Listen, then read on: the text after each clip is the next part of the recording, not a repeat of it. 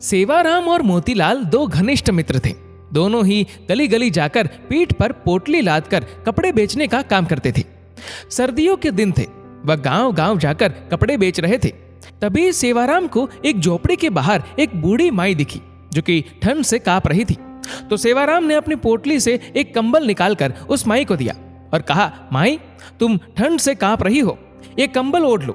बूढ़ी माई कंबल लेकर बहुत खुश हुई और जल्दी जल्दी से उसने कंबल से अपने आप को ढक लिया और सेवाराम को खूब सारा आशीर्वाद दिया।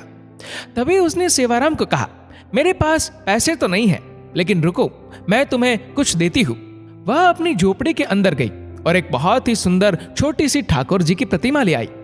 बूढ़ी माई सेवाराम से बोली कि मेरे पास देने के लिए पैसे तो नहीं है, लेकिन ये ठाकुर जी है, इसको तुम अपनी दुकान पर लगाकर खूब सेवा करना, देखना तुम्हारी कितनी तरक्की होती है, ये मेरा आशीर्वाद है। मोतीराम बुढ़िया के पास आकर बोला, अरे ओ माता जी, क्यों बहाने बना रही हो? अगर पैसे नहीं है तो कोई बात नहीं, लेकिन हमें झूठी तसल्ली मत दो। हमारे पास तो कोई दुकान नहीं है, हम इसको कहाँ लगाएंगे? इसको तुम अपने पास ही रखो।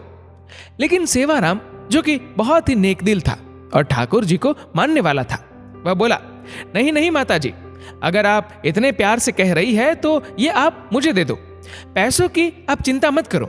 सेवाराम ने जल्दी से अपने गले में पड़े हुए परने में ठाकुर जी को लपेट लिया और उनको लेकर चल पड़ा।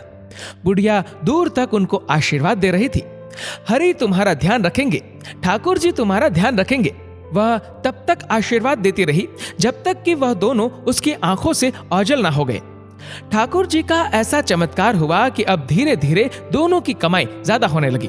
अब उन्होंने एक साइकिल खरीद ली और साइकिल पर ठाकुर जी को आगे टोकरी में रखकर और पीछे पोटली रखकर गांव गांव जाकर कपड़े बेचने लगे। अब फिर उनको और ज्यादा कमाई होने लगी, तो उन्होंने एक दुकान किराए पर ले ली और वहां पर ठाकुर जी को बहुत ही सुंदर आसन पर विराजमान करके दुकान का मुहूर्त किया। धीरे धीरे दुकान इतनी चल पड़ी कि अब सेवाराम और मोतीलाल के पास शहर में बहुत ही बड़ी बड़ी कपड़े की दुकानें और कपड़े की मिलें हो गई।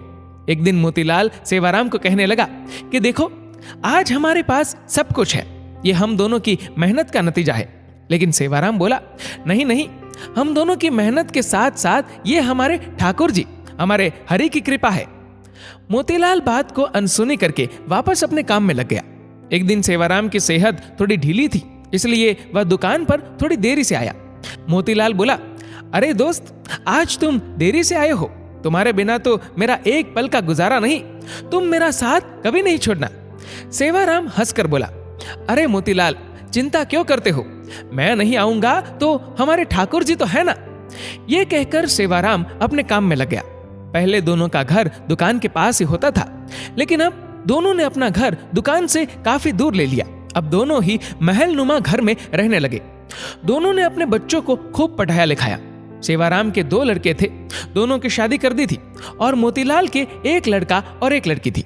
मोतीलाल के लड़के की शादी हो चुकी थी, जबकि उसकी लड़की की शादी होना अभी बाकी था। सेहत ढीली होने के कारण सेवाराम अब दुकान पर थोड़े विलंब से आने लगा। एक दिन वह मोतीलाल से बोला, अब मेरी सेहत ठीक नहीं रहती, क्या मैं थोड़े विलंब से आ सकता हूँ? मोतीलाल ने कहा, हाँ भैया, तुम विलंब से आ जाओ, लेकिन आया जरूर करो, मेरा तुम्हारे बिना दिल नहीं लगता।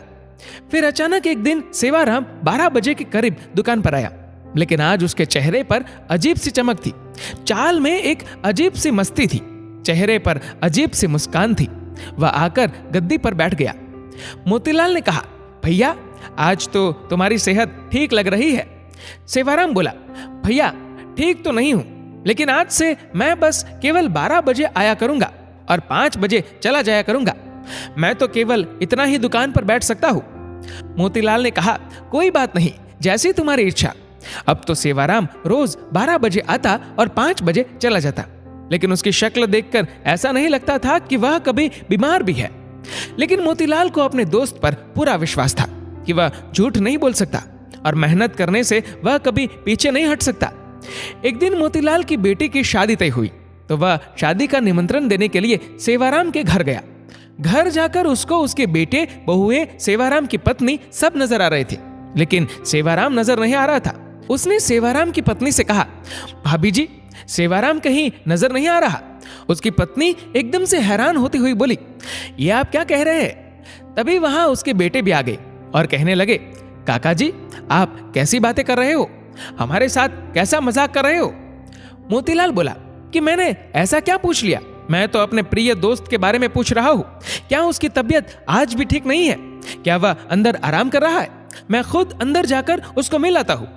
मोतीलाल उसके कमरे में चला गया, लेकिन सेवाराम उसको वहां भी नजर नहीं आया।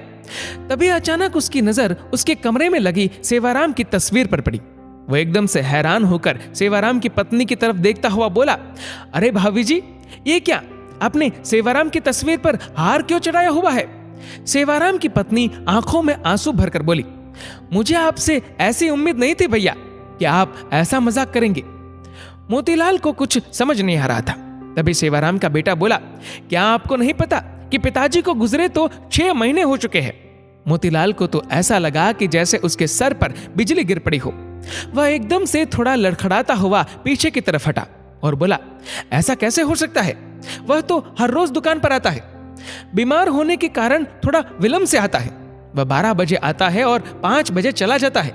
उसकी पत्नी बोली, ऐसा कैसे हो सकता है कि आपको पता ना हो? आप ही तो हर महीने उनके हिस्से के मुनाफे के पैसे हमारे घर देने आते हो। 6 महीनों से तो आप हमें दुगना मुनाफा देकर जा रहे हो।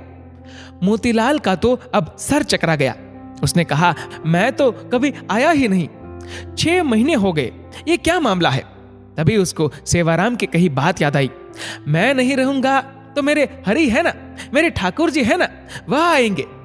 मोतीलाल को जब ये बातें याद आई तो वह जोर जोर से रोने लगा और कहने लगा, हे ठाकुर जी, हे हरि, आप अपने भक्तों के शब्दों का कितना मान रखते हो, जो कि अपने विश्राम के समय मंदिर के पट 12 बजे बंद होते हैं और 5 बजे खुलते हैं। और आप अपने भक्तों के शब्दों का मान रखने के लिए कि मेरे हरि आएंगे, मेरे ठाकुर जी आएंगे, तो आप अपने आराम के समय मेरी दुकान पर आकर अपने भक्तों का काम करते थे। इतना कहकर वह फूट फूट कर रोने लगा और कहने लगा, ठाकुर जी, आपकी लीला अपरंपार है।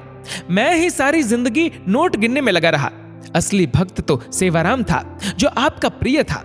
आपने उसको अपने पास बुला लिया और उसके शब्दों का मान रखने के लिए आप उसका काम खुद स्वयं कर रहे थे और उसके हिस्से का मुनाफा भी उसके घर मेरे रूप में पहुंचा रहे थे। इतना कहकर वह भागा भागा दुकान की तरफ गया और वहां जाकर, जहां पर ठाकुर जी जिस गद्दी पर आकर बैठते थे, जहां पर अपने चरण रखते थे, वहां पर जाकर गद्दी को अपनी आंखों से, मुंह से चूमता हुआ, चरणों में लौटता हुआ जार जार रोने लगा और ठाकुर जी की जय जयकार करने लगा। ठाकुर जी तो हमारे ऐसे ही है। सेवाराम को उन पर विश्वास था कि मैं ना रहूंगा तो मेरे ठाकुर जी मेरा सारा काम संभालेंगे। दोस्तों, इस वीडियो को लेकर आपकी क्या राय है, नीचे कमेंट करके जरूर बताएगा। और अगर आपको वीडियो अच्छा लगा हो तो इस वीडियो को लाइक करेगा, शेयर करेगा ज्यादा से ज्यादा लोगों तक, और ऐसे ही और भी इंस्पिरेशनल वीडियोस के लिए सब्सक्राइब करें हमारे यूट्यूब चैनल को और फेसबुक पर फॉलो करें हमारे पेज को। धन्यवाद।